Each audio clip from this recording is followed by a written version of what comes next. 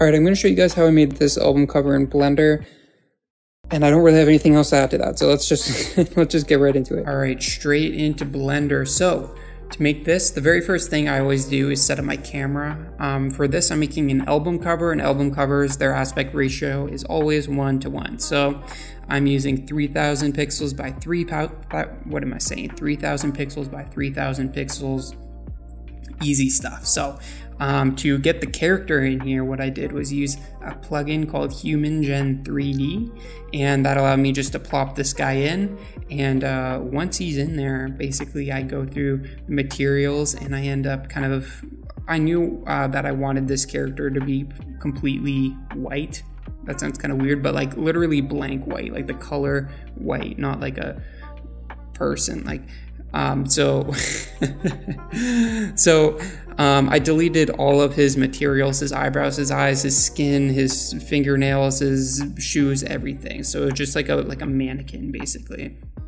So once I got that up, I kind of set up my camera and worked on kind of the angle of the camera and the floor so I can get like the horizon line to be kind of what I was envisioning. And then I set up the room because I'm picturing this guy in this room, and honestly it didn't have to be super complicated. It was just going to be kind of like a white hallway sort of. So that was pretty easy to set up. I basically just created these cubes and then used the scaling tool to kind of manipulate them in a way that made them look like, I guess, a wall. Maybe over-explain that a little bit, but whatever. So I did that, and then while I was positioning all of these pieces of the walls and stuff like that, I put them together while I was working through the camera view, just so I can see how everything was looking. And then you can actually see right now that I ended up switching to, I split my viewport in half. So on the left, I can manipulate I just hit my mic. I can manipulate all of the different parts of the walls and look through the camera, so I can kind of keep an eye on how it's looking at the same time. And I ended up doing this similar workflow for a while. So once I had all the walls in the room set up, it was time to tackle the person. So this was kind of an annoying pose to do for some reason. I think I was kind of new when I was putting this together at posing characters and like grabbing their bones and rotating them and stuff. So I was doing it it just looks kind of clunky, but basically posing this guy, grabbing his like joints and like his rig and kind of moving them around to get this pose that I want him to be in. It's not difficult, I just want him to kneel. So kind of kneel with his head looking downwards a little bit.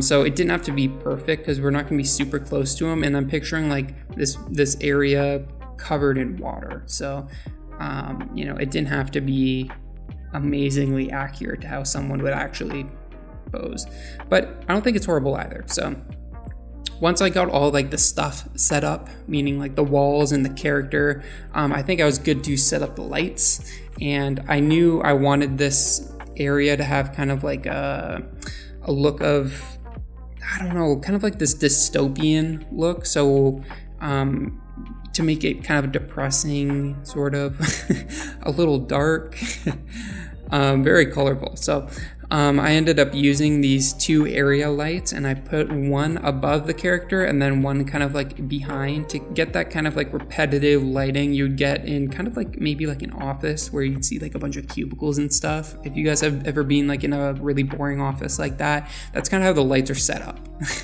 Very depressingly. So I think I set the lights up like that, and then the way I was making the walls earlier was kind of incorrect. I just had like 3 cubes together, but honestly I should have just made 1 cube and then like kind of extrude it to make the walls. So I ended up fixing that.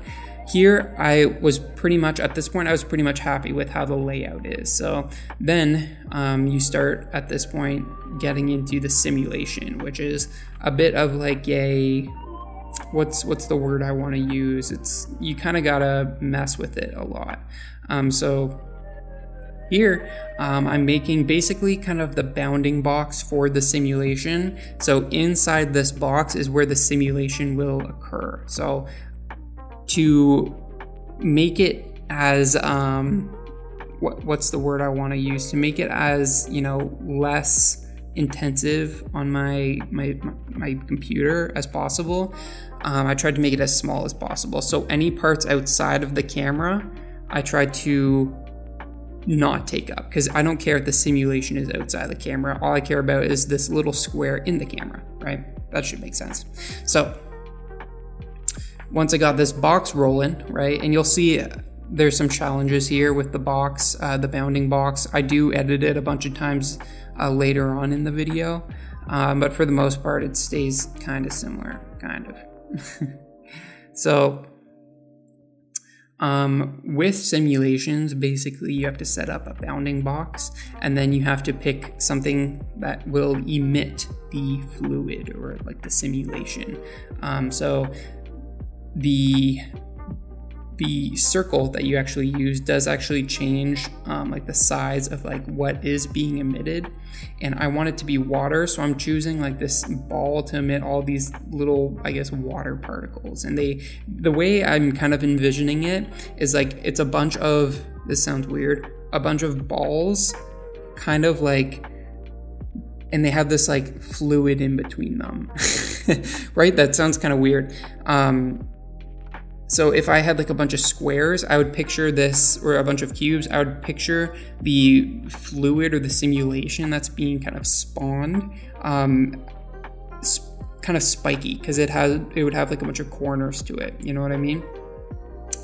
So basically, getting back on track here, we have the bounding box, we have the emitter, and now basically what you, at this point, it's a lot of trial and error, where you kind of run the simulation and then you bake it and you kind of see what happens.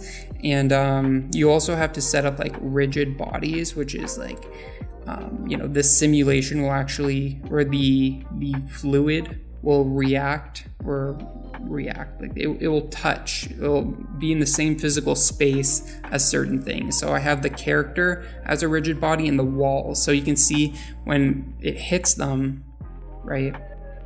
Do I have the rigid body set up right now? I can't tell. Yeah, so you can see when the simulation hits the walls, that's actually reacting and like flowing upwards and stuff like that. Actually, it's possible. I think I have the body set. I ended up taking the rigid body tag off of the body, like the person, because the water would actually splash into them and like completely cover them from the camera, which is not what I wanted. I wanted the person to be submerged in the water, like almost like chest high, sort of. So at this point, it's interesting because the fun thing is about fluid simulations is you can't fully, look at that, that looks so cool. You can't fully control them, but that's also what kind of makes them nice. But when you're looking for a very specific look, it's hard to get it, I think. So yeah, you can see basically my entire, yeah. And then, so another thing you'll want to do is to shade smooth your simulation. You could see mine was, it didn't have shade smooth on it, so it was super like bumpy and made of polygons and stuff, but it'll look like water now that has shade smooth. Yeah, see, so you can see there, it's getting close, but you end up kind of having just to tinker with it a little bit. And it does take a while because you have to keep rebaking the animations. And then sometimes you can see, like on the camera, I have like this foam and mist being spawned as well, which is just a setting within the, I think the emitter maybe? It's just a setting. But it does add a lot of noise into the camera, so I ended up turning that off because I couldn't really see how this was actually looking. And then just to kind of get a sense of how this would look, because I think I was getting close to my final product, I wanted to add a material onto the water so I could kind of get an overall idea what the final product would look like. And this is honestly, like, we're getting pretty close. I don't think this is going to be the final material. Here, so I'm not great at nodes, so I'm using a really simple node setup here. So through the whole process, this is basically the simulation part of this is honestly just me kind of testing stuff out here. So I'll kind of change the size of this ball I have, like the emitter. I'll change certain parameters within the simulation, and then I'll basically bake the animation again, like the simulation again. I'll render it out to see what it looks like, and then if there's a change, like if I feel like maybe the liquid needs to be more viscous, which is like, to describe that, I would say like water, very viscous, like it just kind of rolls off of things, and then maple syrup is maple syrup is viscous. Maple syrup is viscous, water is not viscous. I might have messed those up. Get a little off track here though. So going back, you can kind of see the water is kind of like almost like a sludge with like an undertone of blue on the inside, which I really like, and it kind of reminds me of like a lot of those promotional marketing materials that Sony put out when they first released like the PlayStation 5. They had a very similar material to that. So I mean, yeah, I think we're close. I think the one thing I really wanted to happen here was I wanted the water to come down and splash onto the walls here, which this is what I mean when I said it was, oh wow, look at how reflective that is. That does not look good. That does not look good. But yeah, like I said, like this is like the good and the bad part about the simulation is like you're using a simulation because you want the unpredictability of it, but then the unpredictability is what makes it hard to work with, because you want to do a certain thing, but sometimes it doesn't want to do a certain thing, and that's okay. So at this point, you can see I'm getting that like blue glow onto the character as well. So at this point, I think I'm pretty happy about how the material is looking. I'm happy with how the guy is. I actually ended up moving him up a little bit because you can't really see the bottom of him, so it doesn't matter if it looks like he's floating, but he did need to stick out of the water just a tad bit more. Oh yeah, look at that, there we go. So at this point, I think we're basically done. We can render this guy out almost. I'm still kind of messing around with him. But basically what I do after this, and you'll see in a second, is that once this guy's rendered, I end up actually bringing this into Photoshop and then kind of color correcting it a little bit. And then I ended up getting a lot of, what's it called? I know some people call it jaggies, and I know that's for like PNGs, but you get a little bit of like polygons coming out of the liquid, which I did not like, so I smoothed that out in Photoshop, and I'll show you how I did that in a second. But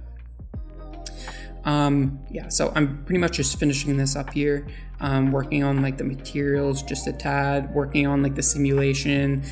This is usually where like I feel like, you know, you're getting to the end, and like the small changes you're making are making like the payoff is even smaller. What's that saying called? Like 80% of the work, or sorry, 20% of the work gets you 80% there. So now we're doing like the opposite, where we're doing like the 20% of the work, and we're already, you know, it's only giving us 5% of the results here.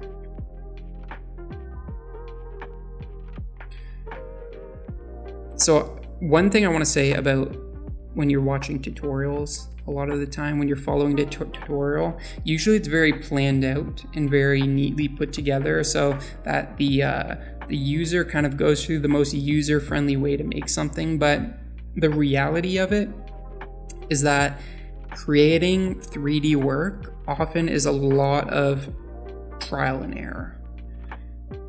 It's a lot of trial and error because you're trying things, seeing what sticks, seeing what is, you know, what's good, what's bad. And a lot of the times it's like you're trying something and you spend a lot of time just trying to make something work, not even necessarily look good.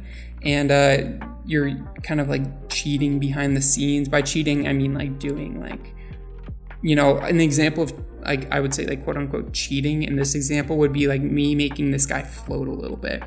It's unrealistic, but it doesn't matter. I'm just trying to get the main part working. Another thing I wanted to say was that I actually added a little bit of fog to this as well, like a volumetric fog to this level. And I did that by creating a cube, scaling up the cube so it covers the entire scene, or at least whatever the camera sees.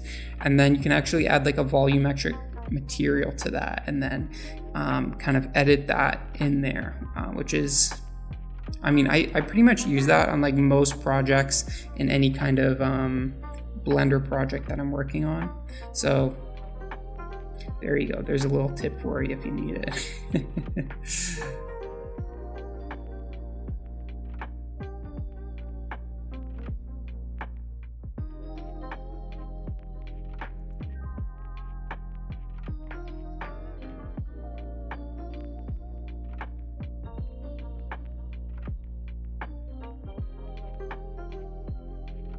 So here you can see I'm not really sure what I'm doing here, to be honest. I totally don't even remember. What am I doing? So I'm creating like a box here and closing it in for some reason, trying to figure out why would I do this? Why would I do this? This is probably the one issue of like not talking while you're working on something, but no clue why I did that. So maybe don't copy that part. Anyway, as I said, I did color correct this and edit this a pretty decent amount in Photoshop. There's a lot of things I don't like about how this turned out, so I wanted to fix that. So I exported the image, brought it into Photoshop, and I first started trying out a bunch of different filters to see how, you know, I just wanted to see like how it could look with these filters applied. Some things I really want to edit were like, you can kind of see like a green rainbowy effect on kind of like the underside of some of the waves here. So I want to get rid of that. I also wanted to kind of get rid of these, oh yeah, vignette. I always add a vignette. Do I always add a vignette? Not too sure, to be honest, but I do a lot. I also wanted the background. It looked kind of odd to me, like how it was so light in the background. So what I did was use the pen tool and then use the pen tool to create a mask on like a solid color straight black layer, and then kind of lowered the opacity on that to make it look it was kind of darker. And then I also used the what's it called, like the patch tool maybe. Sorry, the smooth tool. I use the smooth tool, and you can kind of see how some of these parts of the waves are kind of pixelated a little bit, like their polygons are a bit too big, so you can kind of see like the faces, which is not what you want in a liquid. So I use the smooth tool. It might be the blur tool, and I kind of just what am I saying? I try to kind of smooth out all those little polygons you can see. I also experimented with like putting like this light on top of the character, so it looks like there's light coming down on him a little bit, because I had that light in the scene, but I guess I could have added like a little bit of volumetric light in the render, but I ended up doing it in Photoshop, which I don't think it really made too much of a difference. And then I added these little particles a little bit. So I mean, that's what I did. Another thing I did is I actually exported two different versions of this, one with and without the water here. That was because I wanted to actually, there were like blobs kind of floating from like, I guess, the impact of when the simulation hit the walls. There's like pieces kind of falling down still that I did not like. So I took a version without the water so I could kind of mask that in on top of that, so it makes it look like those aren't even there. See, for a split second you could see them. And then I kind of add like a little bit of a really low-key texture, like a grunge texture on here, just to add, I don't know why I did that. I just felt like it, to be honest. And started working on kind of the levels. Usually what I do is like I put like a curves adjustment layer, and then I create like an S curve, which is super slight, but I think it works pretty good. The background shadow I put in the background when I first brought this into Photoshop, I think looked a little too perfect. So what I did was like kind of like faded in a little bit more, so it looked like, you know, the light and the shadow are like slowly merging. It's not just like a cut off shadow, because I think it looks a little bit more natural that way. And honestly, I think we're getting pretty close to the final product here. I ended up taking this into Camera Raw Filter to color grade this a little bit more. I pretty much do that with all my projects near the end. I always color grade them at the end. But you know what? I think I'm just going to let this play and you guys can see how this turns out at the end. If you guys have any questions about anything, let me know in the comments and I will answer every single one. And yeah, if you guys like this, please subscribe. See ya.